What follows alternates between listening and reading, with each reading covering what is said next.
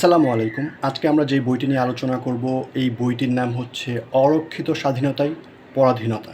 এই বইটি লিখেছেন অবসরপ্রাপ্ত মেজর এম.এ. জলিল। তিনি এই বইটিতে মুক্তিযুদ্ধ এবং মুক্তিযুদ্ধ পরবর্তী বিষয়াবলী নিয়ে আলোচনা করেছেন।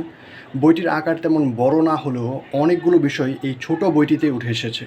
বইটিতে প্রথমে আলোচনা করা হয়েছে মুক্তিযুদ্ধ পূর্ববর্তী অবস্থা নিয়ে, তারপর আলোচনা করা হয়েছে ভারতে তাদের অবস্থান নিয়ে, এরপর আলোচনা করা হয়েছে মুক্তিযুদ্ধ এবং শেখ মুজিবুর রহমানকে নিয়ে, আলোচনা করা হয়েছে মুক্তিযুদ্ধের চেতনা এবং আদর্শ সেই ব্যাপারটি নিয়ে, এরপর আলোচনা করা হয়েছে মুক্তিযুদ্ধ এবং বিজয় নিয়ে এবং ওই সময়ে ভারতীয় সৈন্যদের অবস্থান নিয়ে। এরপর আলোচনা করা হয়েছে মুক্তিযুদ্ধ পরবর্তী সময়ে ভারতীয় সেনাদের যে লুণ্ঠন কর্ম সেই ব্যাপারটি নিয়ে।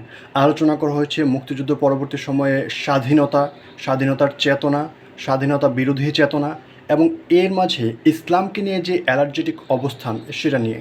আলোচনা করা হয়েছে মুক্তিযুদ্ধের চেতনার বিপরীতে সংবিধানে কী করে মুক্তিযুদ্ধ চেতনা বিরোধী মূলনীতি চলে এসেছে এবং এই মূলনীতিগুলোর সমালোচনা তুলে ধরেছেন খুবই চমৎকারভাবে। এবং একদম শেষে তিনি ৭৫-এ যা ঘটেছে এবং কেন ঘটেছে সে ব্যাপারে কিছুটা ইঙ্গিত করে তার লেখাগুলো শেষ করেছেন। এই বইটি অন্য বাকি যে বইগুলো আমি এখন পড়েছি তার সবগুলোর থেকে বেশি নিরপেক্ষ এবং সূক্ষ্ম দৃষ্টি সম্পন্ন মনে হয়েছে এবং এখানে একজন খাঁটি দেশপ্রেমিকের পরিচয় উঠে এসেছে।